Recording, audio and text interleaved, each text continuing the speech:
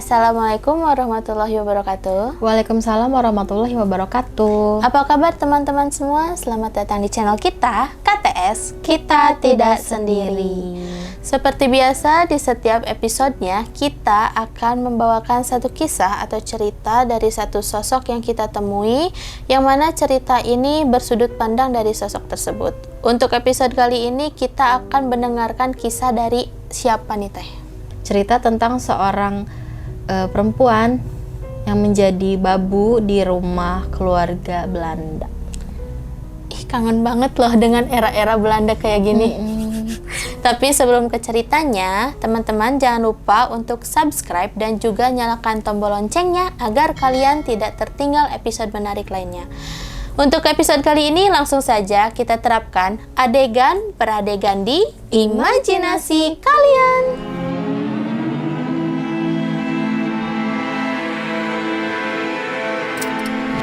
Jadi ini adalah seorang wanita usianya 30 tahun. Cuma nggak tahu jelasnya 30 berapanya, tapi kayaknya di bawah 35 tahun. Namanya Mbak Ngatiem. Jadi beliau ini dibawa ke daerah Jawa Barat itu tahun 1919.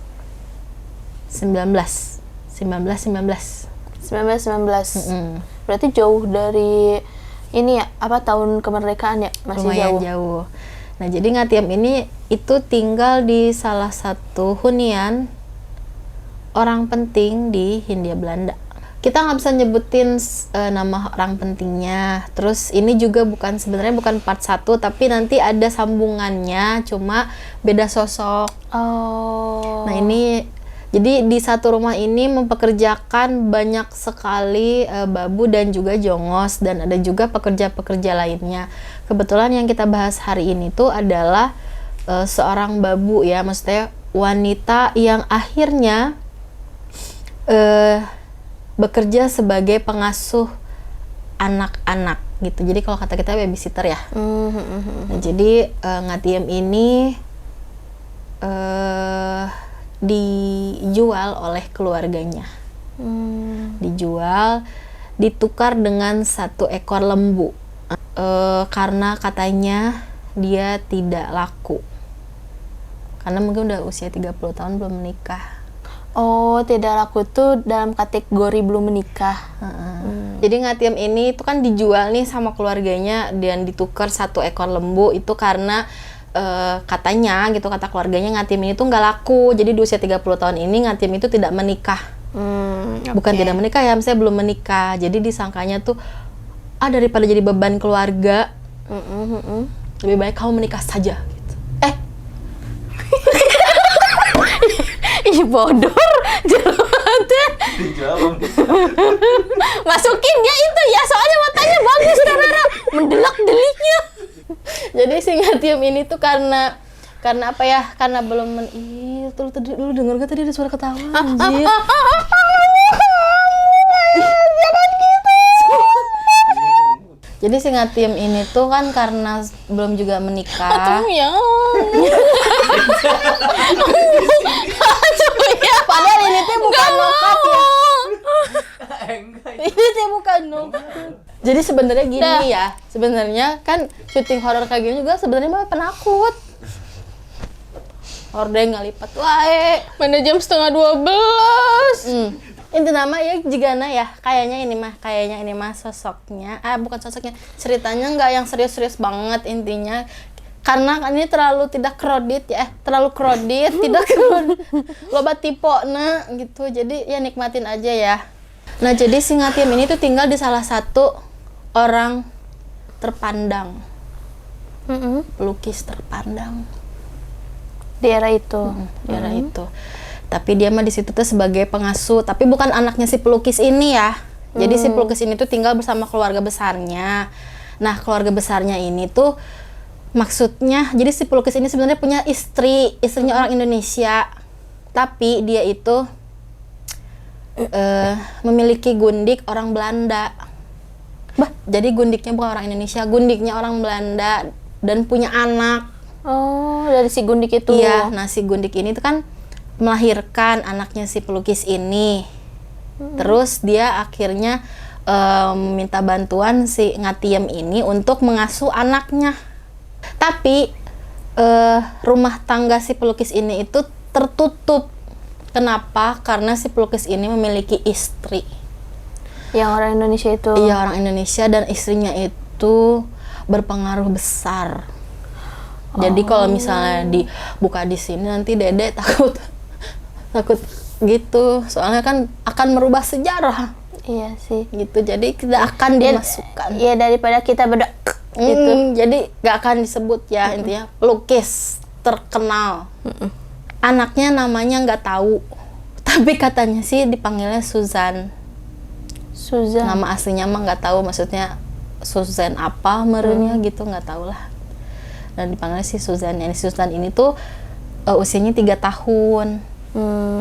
Usianya 3 tahun. Terus di rumah itu tuh kenapa sebenarnya nggak terlalu yang gimana cerita horornya, tapi ada kebiasaan unik naik motor lewat di tetangga. Iya. Makanya subscribe Gerak. Biar kita tuh punya studio tuh gak? Biar gak dikit-dikit berhenti, dikit-dikit berhenti. Di keluarga ini tuh kenapa akhirnya memutuskan kita akan menceritakan ini, soalnya ini tuh kayaknya nggak banyak yang tahu deh. Jadi banyak banyak acara yang nggak dituliskan di buku sejarah manapun gitu. Jadi acaranya tuh macam-macam selain yang udah pernah dijelaskan kayak pesta dansa, tapi ini mah beda. Jadi ini tuh penyambutan kepada bangsawan. Jadi campur nih orang Indonesia dan juga bangsawan Belanda. Jadi di satu tempat itu tuh ada 2 bangsawan dari kebangsaan Indonesia dan juga kebangsaan Belanda gitu ya. Nah, dari bangsawan ini tuh mereka itu menukar yang mereka banggakan, misalnya dari Sumatera nih, bangsawan Sumatera menukar apa gitu, nanti ditukar lagi sama yang orang Sulawesi gitu, bangsawan Sulawesi. Jadi mereka tuh saling menukar cenderamata. Nah, yang punya rumah itu melakukan acara namanya Rijstafel. Pokoknya nanti searching aja deh, nggak tahu ngomongnya gimana. Itu tuh mereka tuh banyak kan, itu misalnya kita tuh para bangsawan tuh misalnya ada 50 orang. Nah, si jongosnya itu bisa lebih dari 50 jongos. Jadi 80 bisa jadi. Nah, mereka tuh berjalan jadi kayak orang Padang di rumah makan Padang yang nganterin makanan. Oh iya. Dikasih ke semua para tamu. Jadi makanannya aneh-aneh gitu. Makanannya tuh bukan yang aneh-aneh banget sih, maksudnya makanan Nusantara gitu. Jadi bukan makanan orang Belanda terus dimodif sama orang Indonesia, enggak, tapi ini bener-bener makanan asli orang Indonesia. Kayak sayur asem, kayak gitu-gitu. Jadi semuanya disajikan, dan itu tuh sampai panjang banget mejanya. Gue juga bingung ya, tapinya katanya perang, tapinya itu kayak nggak perang. Jadi kayak yang saling menjalin ikatan. Yang ini misalnya, terus nanti di tengah-tengah acara si para jongos ini tuh berdiri untuk memamerkan hasil rempah-rempah yang kenapa kita dijajah gitu. Alasan kenapa kita dijajah. Jadi rempah-rempah yang mahal kayak andaliman, terus andaliman sama adas sarwa tuh sih. Pokoknya kayak gitulah, andaliman, adas, terus apalagi ya. Pokoknya kayak cengkeh, pokoknya rempah-rempah yang mahal, kayu manis kayak gitu. Nah, itu tuh dipamerkan dan dijelaskan lah satu persatu. Jadi misalnya si andaliman ini dari daerah mana, terus si cengkeh ini dari daerah Sumatera, Jawa, daerah timur, apa keunggulannya, beserta juga kopi.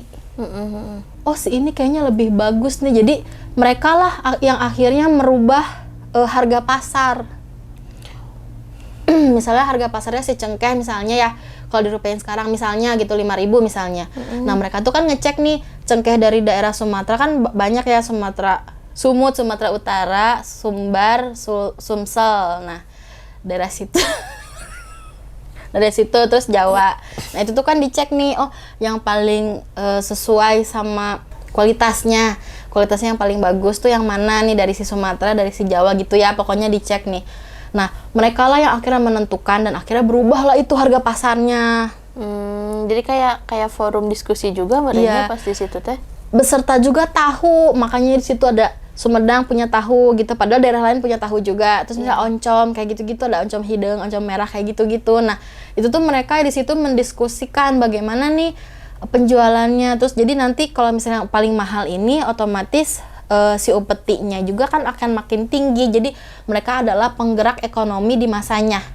Kadang kan gue juga suka mikir ya, maksudnya kenapa bisa di suatu daerah harganya beda-beda gitu. Ya.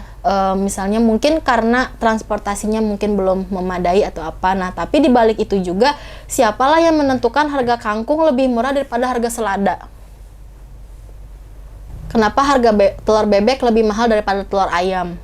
Kan kita kan nggak tahu. Nah, ternyata itu di balik itu tuh ada sejarahnya. Jadi mereka lah oknum-oknum yang menentukan, akhirnya di situ ditulislah, oh si ini lebih tinggi kualitasnya, jadi ini lebih mahal, si ini begini, si ini begitu.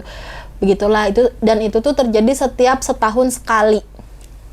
Kayak asal muasal pengeluaran harga. Ya, jadi makanya di sini akhirnya dijelaskan gitu, karena ini menarik ya, maksudnya kadang kan kita bosan ya, maksudnya dengerin cerita horor tuh yang si ini adalah babu yang disiksa oleh majikannya gitu kan, enggak gitu, bosan. Jadi ini tuh ada kegiatan yang menarik yang akhirnya bisa dibagikan sama kalian, makanya terus nih ada juga penjelasan akhirnya gue nanya ya, kenapa namanya Jongos? Jadi Jongos itu artinya Jonghos, Jonghos. DJONG, Zonghos. Bahasa Belanda itu. Iya, artinya tuh penjaga rumah laki-laki, tapi orang kita itu nggak bisa bilang zonghos gitu, jadi kita tuh bilangnya jongos.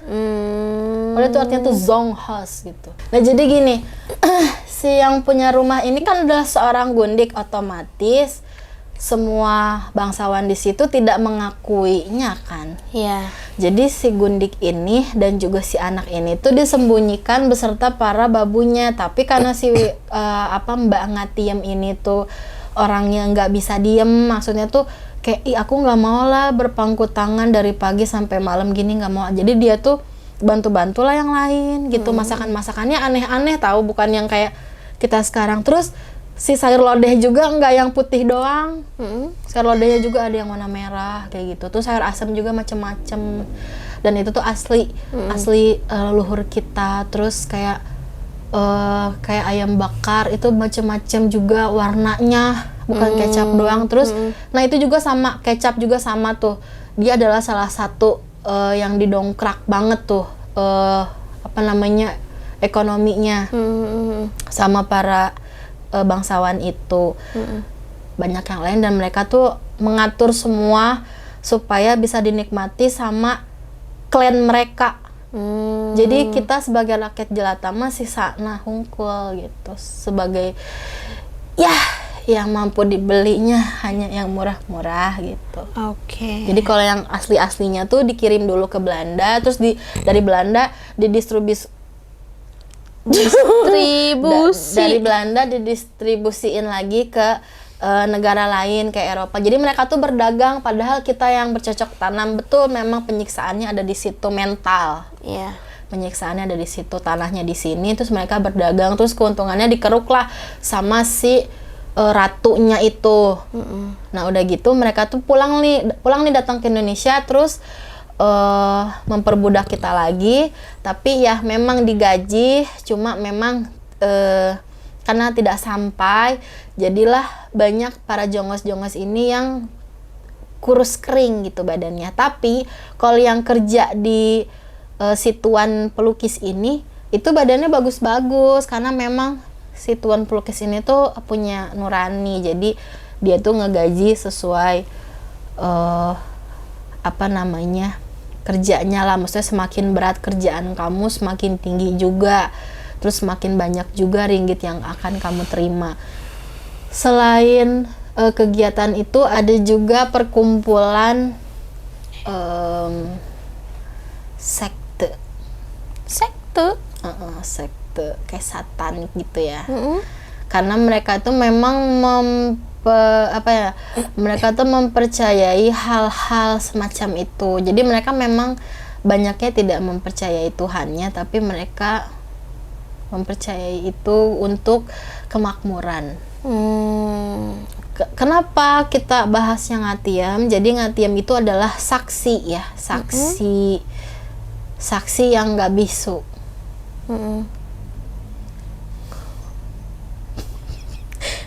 Ya maksudnya saksi yang nggak bisu, maksudnya dia kan bisa ngomong kemana, jadi Ngomongnya ke lu doang. jadi dia tuh melihat banyak.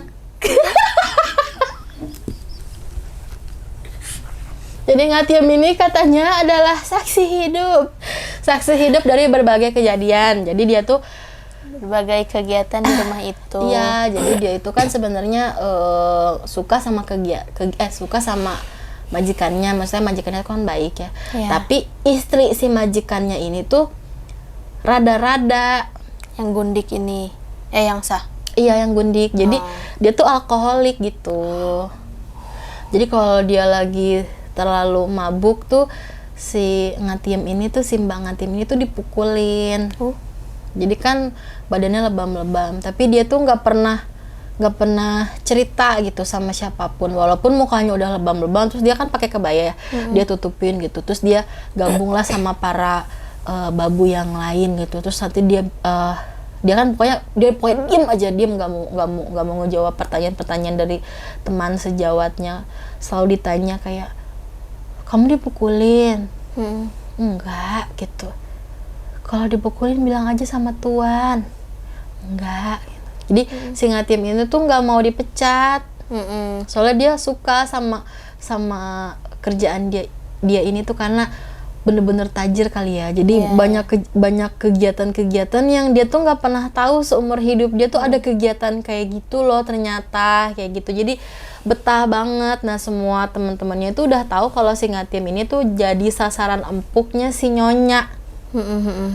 Tapi si Ngatiam ini tuh berusaha membuat nama si Nyonya tuh harum, kayak enggak kok, Nyonya itu kan baik sama aku, terus dia tuh sayang sama anaknya, sayang sama Tuan. Pokoknya selalu dianggap Nyonya ini adalah peri gitu ya. Tapi lama-lama nih teman-temannya tuh nggak tega sama Ngatiam, tuh kayak kasihan. Oh Ngatiam, kamu kok terlalu kayak kamu kok tuh jangan terlalu munafik gitu ya. Maksudnya jadi manusia tuh kita tuh harus bisa bertahan hidup walaupun kita hanya sebagai pesuruh. Nah udah gitu si si Tuan ini akhirnya tuh ngedenger nih desas-desus gosip dari belakang, maksudnya tuh dari arah dapur, dan dia tuh langsung nanya kayak, ada apa gitu, kamu diapain sama istri saya, katanya gitu. Terus si Ngatiam itu bilang, aku nggak diapa-apain kok Tuan gitu. Keluar dari sini, maksudnya kita bicarakan ini di teras gitu lah ya. Akhirnya mereka pindah berdua lah ke teras itu. Terus si istrinya ini keluar nih, si gundiknya ini tuh keluar. Terus dia tuh bilang katanya, jadi walaupun itu si Ngatiam belum buka suara, tapi si gundik tuh kayak sadar kalau dia tuh sudah melakukan hal-hal yang tidak baik gitu kepada si pesuruhnya gitu, kepada si babunya Ngatiam. Terus si istrinya tuh bilang gini, Ngatiam, aku minta maaf, aku melakukan itu karena aku tuh nggak tahu gitu, aku harus ngapain lagi, aku nggak suka dengan posisi aku sekarang. Orang-orang nggak ada yang tahu aku. Semua orang menatap aku sini, semua orang tuh menyangka aku adalah karyawan dari suamiku sendiri gitu. Terus si Ngatiam pokoknya diem aja gini. Nah terus Tuan itu akhirnya ngebela Ngatiam kan, dia bilang gini, kalau misalnya kamu tidak bisa mengontrol gaya hidup kamu yang buruk gitu, aku akan memisahkan kamu dan anakmu, maksudnya ke istrinya dan anaknya itu akan dipisahkan. Maksudnya mungkin istrinya bakal cerai kali ya. Iya, nggak atau tahu lah. diasingkan kayaknya ya. Kayak gitu. Terus akhirnya istrinya kan jadi kayak yang ketar-ketir lah gitu, kayak oh iya, daripada aku nanti pisah sama Suzen gitu ya, aku tidak akan mau pisah gitu. Nah akhirnya tuh berbulan-bulan ternyata si istrinya tuh tetap colongan aja gitu, tetap kayak gitu, dan si Ngatiam itu tetap tetap dipukulin. Jadi kan si suaminya ini tuh sering keluar kota, keluar negeri. Pokoknya kan zaman dulu mah lewat ini ya, lewat laut gitu kan.